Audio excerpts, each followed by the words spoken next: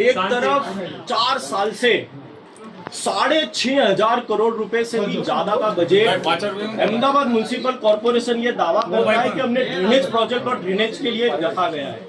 650 से अधिक मंडली अहमदाबाद म्युनिसिपल कॉर्पोरेशन की चलाने में आती है।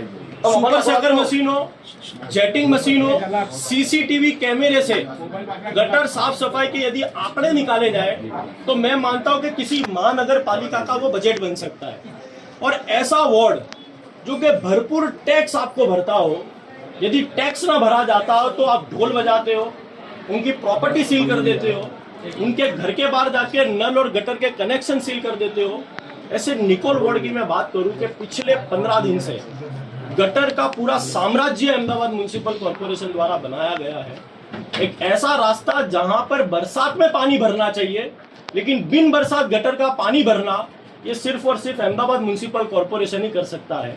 पिछले 15 दिन से वहां के स्थानीय लोग जो है, अनीस भाई, दलसुख भाई और वहां के जो जितने भी स्थानीय लोग हैं, आप लोगों को कह कहकर थक गए कि हमारी गटर की समस्या का हल लाइए, लेकिन फिर भी अहमदाबाद म्युनिसिपल कॉर्पोरेशन सुधरने का नाम ना लेता हो। तो आज कांग्रेस पार्टी का पूरा डेलीगेशन आपके बीच में आया है और हम कांग्रेस पार्टी आपको अहमदाबाद म्युनिसिपल कॉर्पोरेशन को ये कहना चाहती है कि आने वाले दिनों में यदि निकोल वार्ड की जनता के साथ न्याय नहीं हुआ तो आने वाले दिनों में और कड़े आंदोलन करने में आएंगे।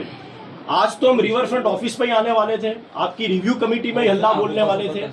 आप यहाँ पर आए हो, बहुत अच्छी बात है, लेकिन सबसे बड़ी बात तो ये है कि जनता इस प्रकार से गटर के अंदर रहती हो। आज आपके और मेरे घर के अंदर गटर का पानी आए तो हम समझते हैं कितनी बीमारियों का माहौल आज अहमदाबाद शहर में फैलता जा रहा है। कहाँ है स्थानीय लोग? कई हटाए गए, ये पड़ी गया था। आपको इसका समाधान जल्द से जल्द लाना होगा और यदि इसका समाधान नहीं आया और कड़ा आंदोलन हमारे कांग्रेस पार्टी द्वारा करने में आएगा। मैं चाहूंगा आप जगदीश भाई आपके बीच में हमारे दंडक से रजूआत करेंगे।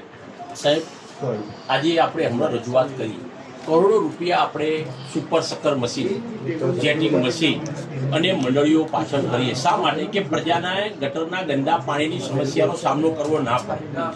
સાહેબ, જે પ્રમાણે પેલા અમારા ભાઈ 2 મિનિટ સાંભળો બધા, ચિરાગભાઈ ધાનાણી એ સાહેબે મને 15 દિવસ પહેલા વિડીયો મોકલ્યો હતો અને મેં પણ તમને તરત શેર કર્યો હતો કે સાહેબ આ સાહેબ આ ચોમાસા કરતા પણ બદતર હાલત, અને કોઈ ના કે આ અમદાવાદનું નિકોલ આ કોઈ ગામડું હોય ને એનાથી બી ભયંકર પરિસ્થિતિ।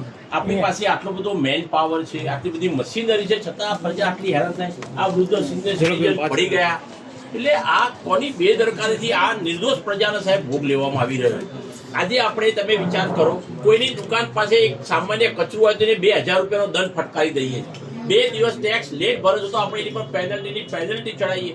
આ ટેક્સ પેયર પ્રજાજનો આટલા હેરાન થાય તો એના માટે જવાબદાર કોણ? એટલે આ સમસ્યાનું સાહેબ। અચ્છા, બીજું આજે એવું કહેવામાં આવ્યું લોકો દ્વારા કે આજે આપણે જઈ રહ્યા છીએ એટલે આજે પાણી નથી આવ્યું। સાહેબ, ઢીચણ સુધી પાણીમાં આ માતાઓ પોતાના બાળકોને સ્કૂલે મૂકવા જાય, બીમાર વ્યક્તિ આમાં પસાર થાય, આજુબાજુની સોસાયટીમાં સાહેબ રોગગ્રસ્ત અને કોલેરાગ્રસ્ત પરિસ્થિતિ થઈ। આનું ખૂબ જ જલ્દી નિરાકરણ આવે। આજે વિપક્ષના નેતાને જ્યારે આ પરિસ્થિતિ થઈ, અમારા અનિશભાઈ પટેલ વારંવાર પ્રિન્ટ મીડિયા દ્વારા બી લોકોનું ધ્યાન દોરી રહ્યા છે, અમારા દલસુખભાઈ વારંવાર રજૂઆત કરી રહ્યા છે, છતાં પણ સાહેબ આ નિર્દોષ પ્રજા મુશ્કેલીમાં પડી રહી એ બિલકુલ હરગી સહનીય નથી। અમે આનું તાત્કાલિક તમારા લેવલે ક્યારે આનું નિરાકરણ થશે તમે અમને બધાને જાણ કરો છો। લેખિતમાં જોઈશે, નથી ચાલે એમ લેખિતમાં જોઈશે। હા, અને બધા નાગરિકોની માંગ છે કે આ વર્ષનો ટેક્સ છે ને માફ કરી દે, નહીં તો નહીં ચાલે।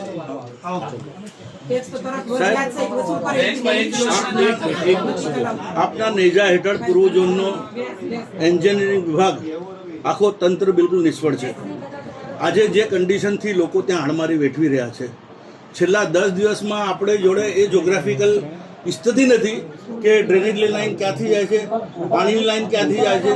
લોકો ડ્રેનેજના પાણીમાંથી ઘૂંટણ સુધી સાહેબ લોકોને જવું આવવું પડે એ કન્ડિશનનું નિર્માણ કોર્પોરેશન દ્વારા કરવામાં આવ્યું છે। હું માનું ત્યાં સુધી સાહેબ આટલો 15,000 કરોડનું બજેટ હોય, 6 થી 7,000 કરોડનો ડ્રેનેજ માટે ફક્ત આપણે ડ્રેનેજમાં ગમે તેવા મશીનો હોય, સુપર સકર હોય, જેટિંગ હોય, હવે મંડળીઓ સાહેબ હજારો મંડળીઓ કરોડો રૂપિયાનું આપણે પેમેન્ટ આપવા છતાં આખું તંત્ર નિષ્ફળ છે। એની માટે વારંવાર કોંગ્રેસ પાર્ટી સદનમાં અને ઝોનમાં રજૂઆતો કરતા આવી છે, પરંતુ તંત્રની જે નિષ્ફળતા છે, કુંભકર્ણની ઊંઘમાં ઊંઘતા હોય ને એ પ્રમાણેનું નિર્માણ થયું છે. હવે આ બાબતમાં જે તે કન્સર્ન જવાબદારો સામે પણ એક્શન લેવાય અને એમને જે હાડમારી વેઠવી પડી રહી છે, શક્ય હોય તો આપ સ્ટેન્ડિંગમાં એક ઠરાવ આ કરાવો કે આ લોકો ટેક્સના પૈસા આ વર્ષના ભરવાના નથી, એવો નિર્ણય લેવામાં આવ્યો છે. તો આજે માન લો કે સાહેબ, અને આ જ વિસ્તાર નથી સાહેબ, આખા પૂર્વ ઝોનના આપની નેજા હેઠળ આવેલા ગોમતીપુરમાં જોઈ લો, અમરાઈવાડીમાં જોઈ લો સાહેબ, અમારા કાઉન્સિલરો કઈ થાક્યા અને ડેપ્યુટી રજાઓ પર હોય, આસિસ્ટન્ટ સિટીની રજા પર હોય, એ રજા પર હોય, ટીએસ જેવા રજા પર, તો સાહેબ કામ કોણ આપ કરવા આવશો સાહેબ?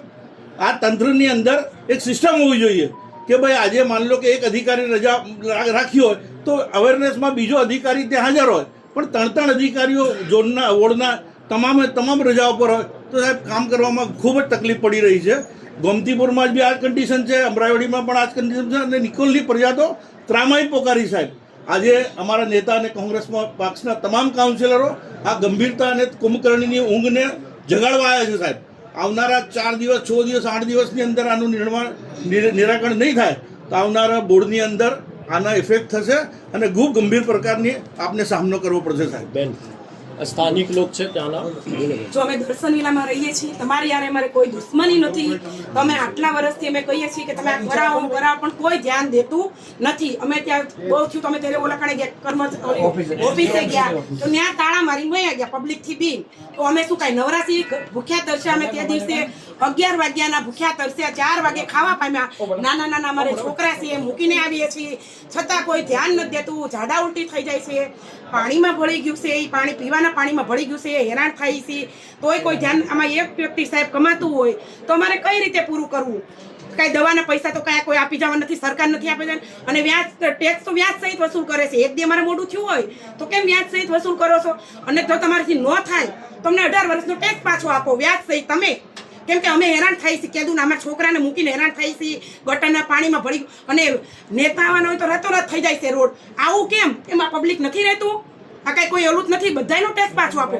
ગોપાલ ચોક થી કાવ્યા ફ્લેટ સુધી બધાનો ટેક્સ પાછો આપો. અને અમે ભાઈ બહુ હેરાન થાય છે. અત્યારે અમે છોકરાને મૂકીને આવ્યા છીએ, તમે જોવો છે પરીક્ષા ચાલે છે, ઘરવાળા કામ ધંધો મૂકીને છોકરાને મૂકવા આવે છે. આજ નહીં રોડ બંધ થઈ જશે, રોડ ખુલશે જ નહીં, કોઈ ધ્યાન નથી દેતું. અમે કેટલા સાહેબ હેરાન થાય. તમારા છોકરા રહેતા હોય તો તમે શું કરો? તમારો પરિચય આપો અમને. ના તમારો પરિચય અમને આપો, તમે શું કરો બોલો? સાહેબને 2 દિવસ રહેવા બોલાવો. એમ નહીં સાહેબ, તમારે શું કરો? તમે ઈ કહો. અમે તમે રહેતા છો ને લઈ આવો. અમે તમારી સોસાયટીમાં આવીએ. તમે સાંભળો, ઉભા રહો. સાંભળો, સાહેબનો પરિચય લેવો મારે. ડેપ્યુટી કમિશનર સાહેબ, તમે શું કરો ઈ કહો. તમારા છોકરા હેરાન થતા હોય તો તમારે રાતોરાત થઈ જાય, તમે શું કરો એમને કહો. દર્શન વિલામાં તમે અઠવાડિયું હેરાન થઈ જાય છે. તમે અઠવાડિયું 12 વર્ષથી કોઈ દી અમારે છે ને ચોમાસું 12 મહિના હોય, કોઈ દી ઉનાળો નથી આવતો, કોઈ દી શિયાળો નથી આવતો. ધ્યાન દઈએ 12 વર્ષથી કોઈ ધ્યાન નથી દેતું. તમે શું કરો કેવો અમને? તમારો પરિચય આપો. તમે અમારે 2 દિવસમાં આ નિર્ણય જોઈએ છે. આ 2 દિવસનો નિર્ણય નહીં આવે એટલે રોડ બંધ થઈ જશે. બા પડી ગયા, મરી ગયા હોય તો કોણ જવાબદાર? અને દવાનો ખર્ચો હું કઈ સરકાર આપવાની છે? મારો ઘરવાળો એકલો કમાય છે અમારા બધાને, અને અમે પૂરું પાડીએ છીએ, શાંતિથી જ કહીએ છીએ, પણ સમજતા નથી. આજુબાજુમાં 2 સ્કૂલ છે. હવે એ લોકોને જવા આવવામાં કેટલીક તકલીફ પડે છે. આખા વર્ષની અત્યારે એક્ઝામ હોય તો છોકરાનું આખું વર્ષ બગડે છે. નતર અમે ઘરની બહાર અમે ફોન કરીએ છીએ, એકવાર ફોન કરીએ ને તો રિસીવ ફોન સ્વિચ ઓફ કરી નાખીએ. પછી ફોન સ્વિચ ઓફ થઈ જાય પૂરો. सर आप जल्द से जल्द ये વાંધો નહીં સાહેબ ને एक मिनट સાહેબ આપણે દુશ્મની નથી સાહેબ આરે. સર ગોપાલ ચોક થી કાવ્યા વેપાર મુવમેન્ટ સુધી 40 ઝઘડા છે. કેટલા 40? મ્યુનિસિપાલિટીને ખબર જ નથી કે કઈ લાઈન ક્યાંથી ક્યાં પાણી જાય છે, એનો નિકાલની મ્યુનિસિપાલિટીને ખબર જ નથી. જ્યારે આવે ત્યારે ગોતે છે ક્યાં ક્યાંથી ક્યાં, એ લોકોને ખબર નથી. તો એ લોકો કરે છે શું? જ્યાંથી ઓફિસરો આપને આવે તો એને ખ્યાલ તો હોવો જોઈએ કે કઈ લાઈન ચાલુ છે, કઈ ડેમેજ છે, ये लोगों को खबर नहीं। आप जल्द से जल्द इसका जल्द से जल्द इसका सॉल्यूशन लेकर आइए सर।